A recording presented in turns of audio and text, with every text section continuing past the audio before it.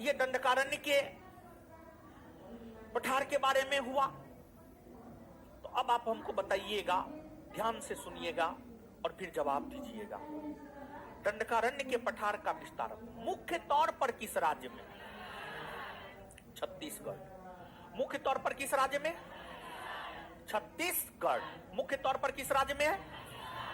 छत्तीसगढ़ में है। लेकिन दंडकारण्य के पठार का विस्तार कुल कितने राज्यों में? कुल कितने राज्यों में? पहला, दूसरा, तीसरा, चौथा, पांचवा। दंडकारण्य का पठारी क्षेत्र उर्वर भूमि है या अनुर्वर भूमि? अनुर्वर न। दंडकारण्य का पठारी क्षेत्र उर्वर भूमि है या अनुर्वर भूमि है? यहां पर खनिज संसाधन पाया जाता है। कौन सा धातु पाया जाता? कौन सा धातु?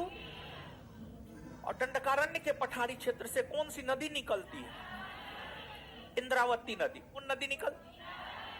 कौन नदी निकल? इंद्रावती। किसकी सहायक नदी है? गोदावरी की। किसकी सहायक नदी है? गोदावरी की सहायक नदी है। क्या दंडकारण्य के पठारी क्षेत्र का विस्तार मध्य प्रदेश में है? नहीं ना है, नहीं है। देखिए, सामान्य तौर पर होता क्या है, विद्यार्थी यहां पर कंफ्यूज करता है। और कंफ्यूजन का रीजन क्या है? कंफ्यूजन का रीजन ये है कि मध्य प्रदेश का विभाजन होकर के ही छत्तीसगढ़ बना है। तो विद्यार्थी के दिमाग में ये रहता है मध्य प्रदेश का विभाजन होकर के छत्तीसगढ़ बना है, दोनों एक दूसरे के साथ सीमा साझा करता है।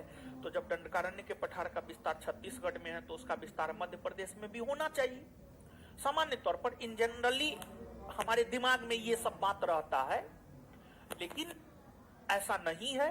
दंडकारण्य के पठार का विस्तार छत्तीसगढ़ में है लेकिन मध्य प्रदेश में नहीं, और छत्तीसगढ़ के दक्षिणी भाग में है। और छत्तीसगढ़ का जो दक्षिणी भाग है वो मध्य प्रदेश के साथ सीमा थोड़े बनाता, नहीं बनाता है।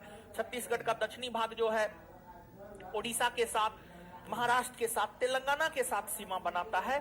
तो दंडकारण्य के पठार का विस्तार छत्तीसगढ़ के दक्षिणी भाग में है, जो दक्षिणी भाग ओडिशा, महाराष्ट्र, तेलंगाना के साथ सीमा बनाता है। इसी वजह से इन पठारों का विस्तार इन राज्यों में है, ना कि मध्य प्रदेश में है। ठीक है। अब